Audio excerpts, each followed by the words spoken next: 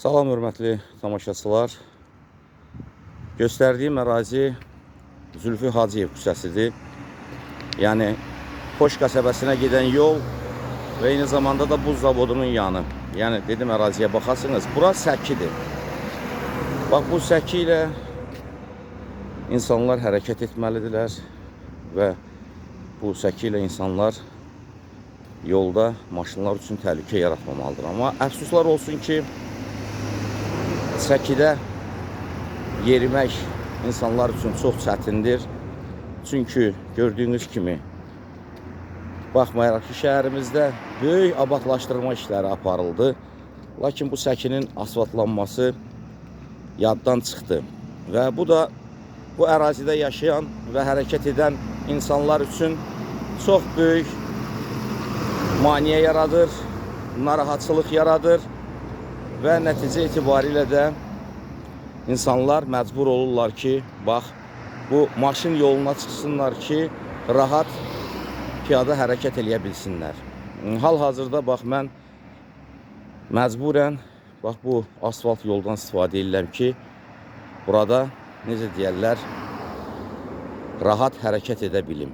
Ancaq ümumən götürdükdə, bax, gördüyünüz kimi, bax, bu ərazi ümumiyyətlə asfaltlanmayıbdır, yaddan çıxıbdır və yaxud da ki, layihəyə, necə deyərlər, daxil edilməyibdir və bu da insanların ciddi narazılığına səbəb olur. Eyni vəziyyət də gördüyünüz kimi, bax, burada əks tərəfdəki səki yoluna baxın.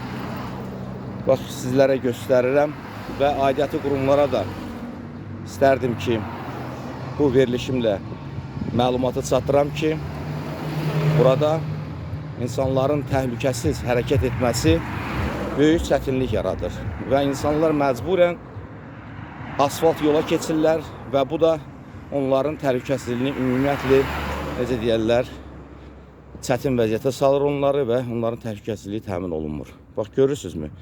Mən məcburən özüm piyada gedirəm və nəticə etibarilə də asfalt yoldan və bu xanım da istifadə edir asfalt yoldan. Çünki burada hərəkət eləmək qeyri-mümkündür. Ona görə də aidiyyatı qurumlardan xahiş edirəm ki, bu məsələyə ciddi münasibət bəsləsinlər və insanların təhlükəsizliyi təmin olunsun. Bir daha qeyd edirəm ki, bu dəmir yol vağzalından Xoş qəsəbəsinə gedən yoldur və bu ərazidə ümumiyyətlə səkilərdə vəziyyət çox bərbad vəziyyətdədir. Yəni, vətəndaşların piyada hərəkəti üçün demək olar ki, tam yararsızdır. İndi isə mən sizinlə xudahafizləşirəm və gələn görüşlərə qədər deyirəm. Özünüzü və yaxınlarınızı qoruyun. Sağ olun.